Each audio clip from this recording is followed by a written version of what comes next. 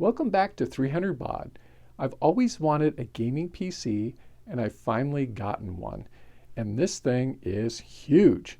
I kind of laughed when I first saw it because it doesn't really look like a computer to me. It looks more like luggage. Now this one I picked up from a friend for 50 bucks. He had it for about 11 years, had this built up, ordered it custom. It worked great for him, but it started to show signs of age. And it finally just kind of gave up the ghost. So he decided that he would go ahead and purchase a new gaming PC. And I told him I was interested in this one. And I went ahead and purchased it from him for the grand total of $50. We'll take a look at the inside of this thing, see what it's got. And then later you can leave your comments and let me know, did I get a good deal for $50 or was I taken for $50? Or was it, a fair deal? I don't know. You let me know.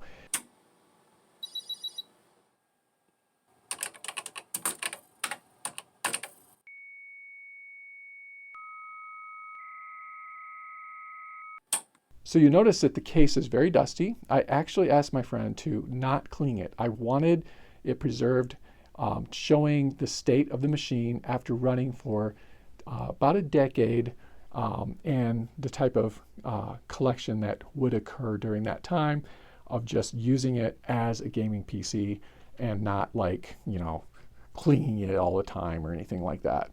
I mean, just look at the size of this thing. Holy moly. Now, up here, just looking at the outside, you can see we've got, looks like a ashtray. I don't know what this is. This is kind of crazy. Yep. And we've got a very dusty vent. On the front, we've got some, looks like a couple USB 2 and USB 3 ports and some audio ports. It has a Blu-ray disc player as well as read-write and DVD multi-read-write. It's got a couple of bays here. Looks like for disk drives to pop in there. And we've got a plugged vent. And this is a Cooler Master case.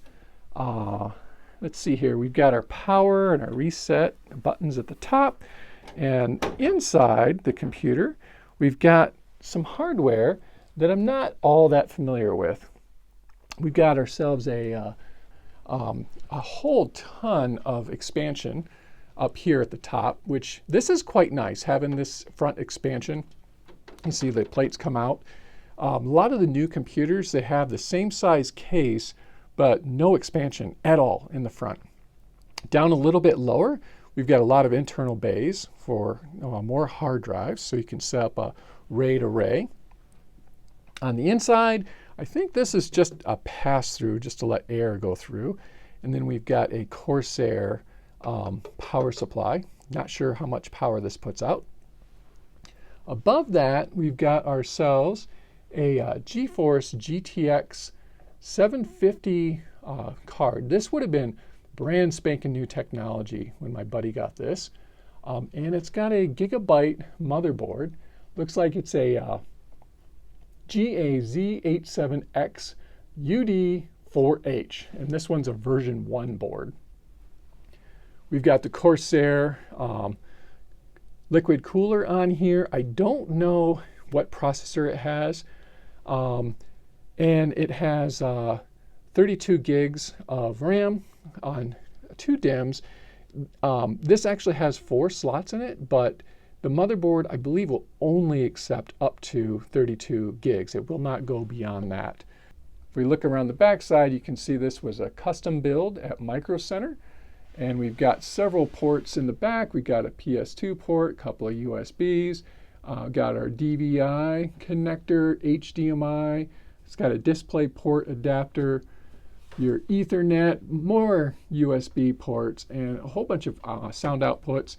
And here we've got our wireless antennas and the graphics card with the DVI connection, as well as HDMI. So my buddy was using this computer and he just got a black screen, and he decided to go ahead and buy a new computer because this one was really starting to chug on some of the more modern games, because it is a 10-year-old computer after all. I haven't done much with it, so let's go ahead and see what happens. I've got my television on and we'll turn on the computer and see if we get anything. Nothing there. Now, this motherboard has, let's see, make sure the power is on in the back. Let's flip on the power on the PSU. And I'm going to try powering on here. Not getting anything going on there. But what he was telling me is it's got some lights on the inside that were coming on. There we go. You can see it's got a power button on the motherboard, so we'll push that. So it's starting to boot up. Looks like we've got postcodes here. So I'm getting an error. It looks like a 62 or a 29. I guess it depends on which way you read this thing. Over here, this is positive. So here it says, please power down and connect the PCIe power cables for this graphics card. All right, so this is actually positive because one of the things that happened is when he got his new computer, he kind of took this one apart just to kind of see where things plugged in so he could put his new computer together and use this as reference. And you'll notice it does have some cables that are out. So let's go ahead and plug that in and see what happens. So I was having a little trouble with this computer. It was just going to a black screen when I was powering it on. So up here, it's got a CMOS reset switch under the reset. And I went ahead and unplugged the computer, because that's what the instruction manual called for, pressed that down, held it for about 10 seconds, and then powered on the computer. So now I'm getting an error on my post that says, looks like a A6. And as near as I can tell, that means it can't find the boot device. So it appears that I've reset the CMOS settings. And over here, now that I got the graphics card plugged in, I'm actually seeing a BIOS and a BIOS screen, which is fantastic. I mean, I'm really excited about that. This video card, despite its age, being a 10-year-old or 11-year-old card, this one's got the it's the GTX 760. This card is much faster than a card I bought probably about 5 years ago, an NVIDIA 1030. When I bought the 1030, it was only about $75. Those actually creeped up to a couple $100. And it's not a great card. This is a much older card, but actually has better performance than that. So I'm excited to see that this card is working. Another thing about this card is the fans underneath are intact and spinning. So that's a good thing. It is loaded up with dust on the inside, so I'll have to clean that out. And then I also want to preserve this Corsair power supply, because this would be a pretty decent power supply. Another thing I've noticed is I don't have a spinning fan on my cooler, so that may have caused the problem with this computer. It possibly the CPU overheated. It probably tripped something on the motherboard, told the BIOS basically to freeze or not boot. So I'm assuming that maybe by pushing that CMOS reset, that might have just reset everything. Another thing I would expect is the coin cell battery right here. That's original to the computer, so there's a good chance this battery is dead, which may have corrupted the CMOS. So by resetting the CMOS, I'm now able to boot the computer.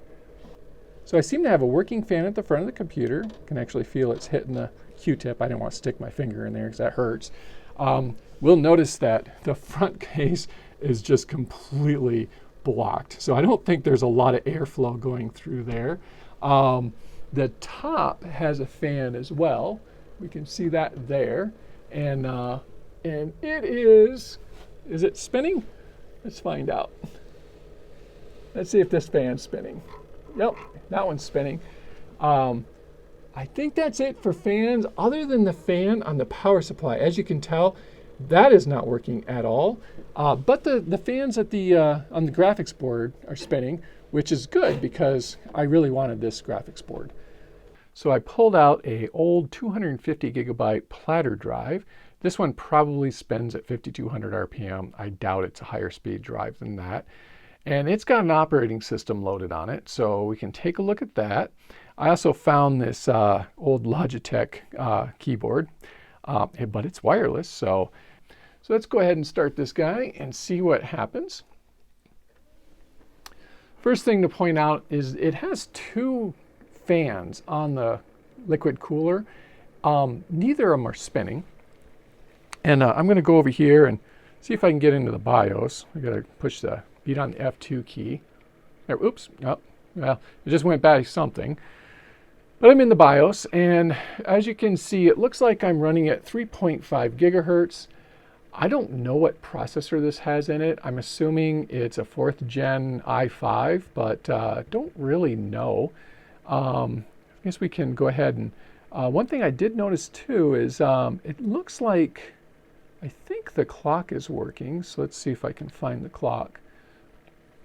Yeah, so it's keeping track of the time. So that's telling me that it still has a battery. And let's see, I'm going to tell it to boot. So let me go ahead and reset it one more time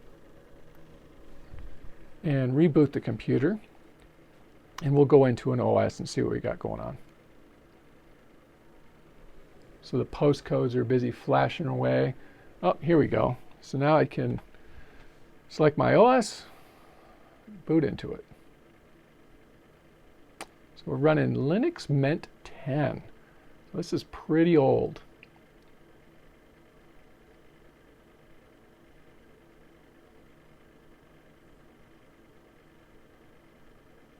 All right, so this is Commodore OS. So at one time, a company called Commodore USA bought the rights to use the Commodore name, and they made these small PC-compatible machines that looked like Commodore 64s. It was pretty cool, but unfortunately the CEO of the company passed away, and when he did, so did the company. It went with it. It has a bunch of Commodore emulators built into it already, I believe. So yeah, you can see like emulators. We can emulate the Commodore 64, and I believe it'll just go right into the 64. But I'm not sure. I haven't messed with this in a long, long time. So we do have a working computer, but like I said, the fans aren't spinning, so I'm not sure what's going on there.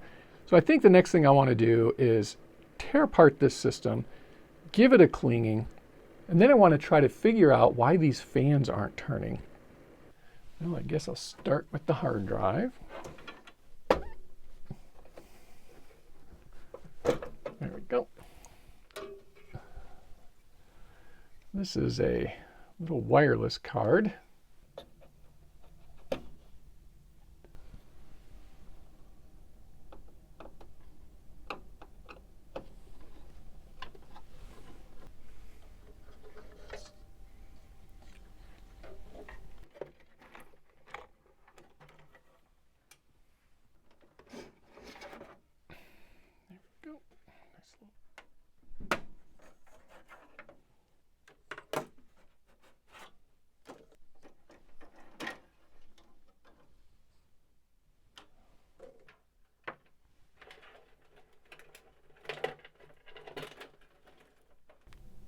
All right, so I've pulled all the cables through. This looks like the cables that went to the switches on the top of the machine for power and restart, and possibly the LED control.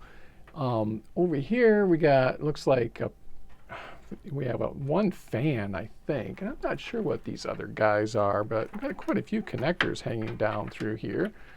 And then I've got a fan over here. Which you can see has the Molex connector at the end, which I absolutely despise.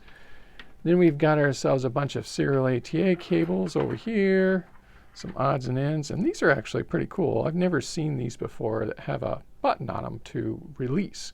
I haven't built a PC in many, many, many years, so nice little addition, which is now obsolete. And here I've got my power coming out of the Corsair power supply. So quite a icky mess here. Still not done. I want to tear this thing all the way apart and clean out this case.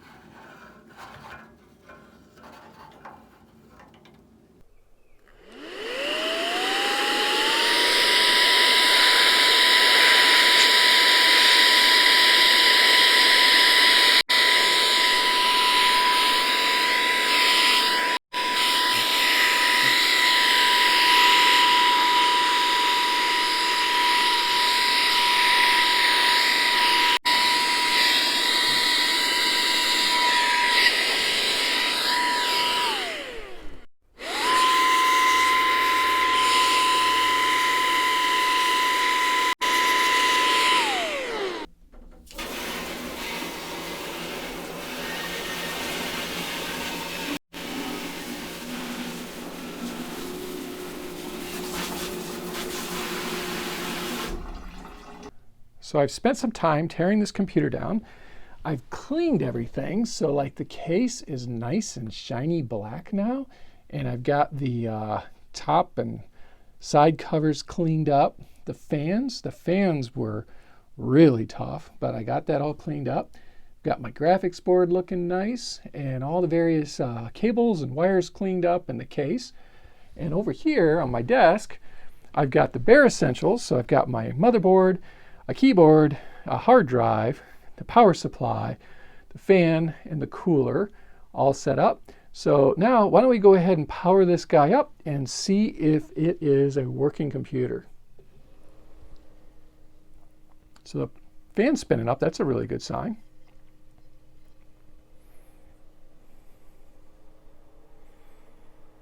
Oh, okay. So I have a boot screen here. I'm going to try the test memory and see what happens. So this is exciting. I've got a Core i7 that runs at 3.5 gigahertz. Not sure what generation it is, but I have 16 gigs of RAM, and I thought I had 32, but I can add another 16 gigs. So pretty excited about this. This is good. All right, so I've got Commodore OS here. Unfortunately, I've forgotten the password to this, so I can't get into the settings. I'd love to do that, but I just can't do it. And I'm not real familiar with this Commodore OS, so the layout's a little bit weird. Like if I wanted to get processor information and whatnot, I don't know where I'd find it. I don't think I've got any internet access right now, because it probably doesn't have the drivers, but I'm not going to mess around with this Commodore OS. I'm actually going to reassemble this computer now, put it in the case, then we'll install an OS and give it a go and see how it works out.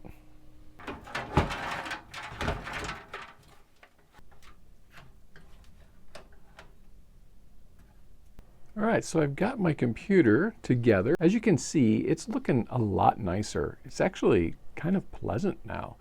I am still using a platter drive because this doesn't have the bays to handle a 2.5-inch SSD. I don't have the adapters for it, so for now it's fine. One thing I noticed is that the graphics board was actually plugged into the 8-channel, the PCI X8 channel, instead of the 16 channel. So I went ahead and moved the graphics board up. I also moved the wireless network board up, and it's just kind of tucked in there nice and neat into the PCI X1 connector. And I've got the fans all plugged in and they're working nice. I'm getting airflow. But this big fan in the front, it's kind of sick. It's not really working real well. So I think I'm going to swap that one out.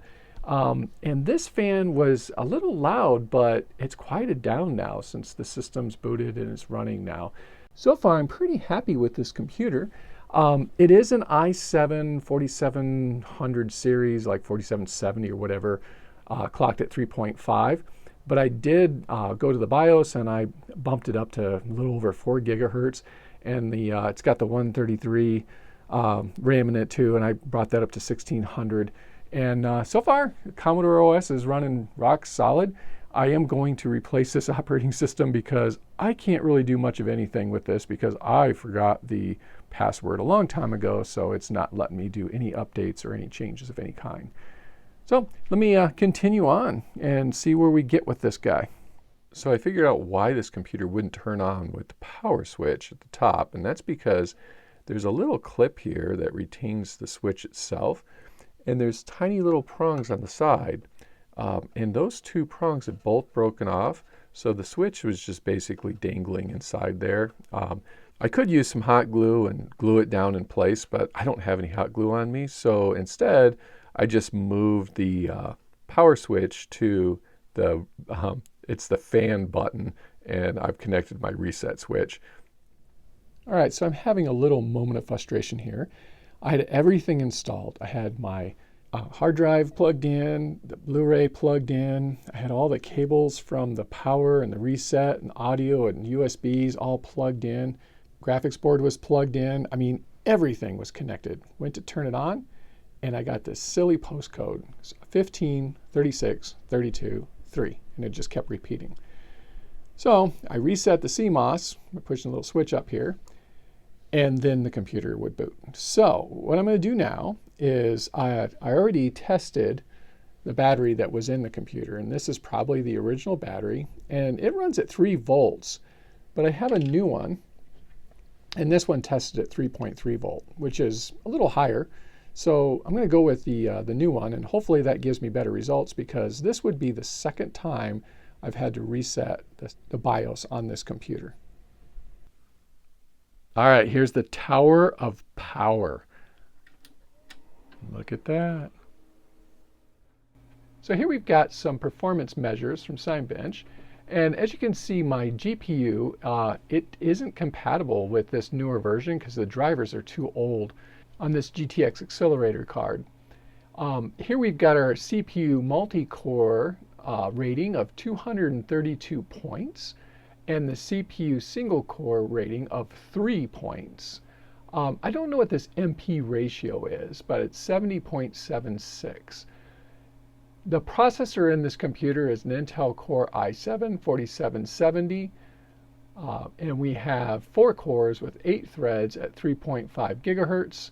The GPU, it does measure it, is the GeForce GTX 760, and it's running Windows 10.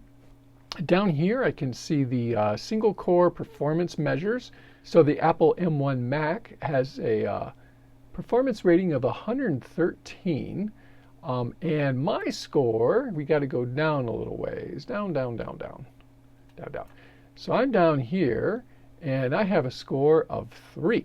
Now, that is on the single core, so let's see how it does on the multi-core setting. So multi-core, mine has 232 points, and at the top, we've got a Apple M1 Ultra at 1600 points. Single core, so it says here the CPU single core, I've got 113 points. It's the comparison system is 34.43 times faster than my system. So not the fastest computer in the world, but I wasn't really expecting that anyhow. Here's Counter-Strike 2 running quite nicely in high detail, but it is limited to the resolution of my screen, which is only 1024 by 768. Although it does maintain a frame rate of over 100 frames per second. So the gameplay is quite nice. So that's a wrap on my $50 gaming computer. I do want to thank my friend for selling it to me. I've actually had a ton of fun with this machine. It wasn't working when I got it, and I got it in a pretty functional state. I think maybe by replacing the CMOS battery, that might fix the shutting down and restarting problem. But either way, I've had a lot of fun with this machine, and I got a lot of valuable parts. I got a nice power supply.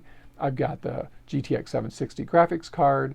I got 16 gigs of DDR3 RAM that I can use. I also got a pretty sweet Blu-ray recorder. So this will actually record Blu-ray discs, which I don't believe is very common at all. So that's a pretty exciting thing, which I might have to play with in the future. So if you enjoyed the video and you like this type of content, please consider subscribing to my channel.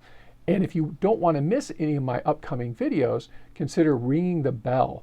That will notify you when I have new videos coming out. So until that video comes out, take care of yourself, and goodbye.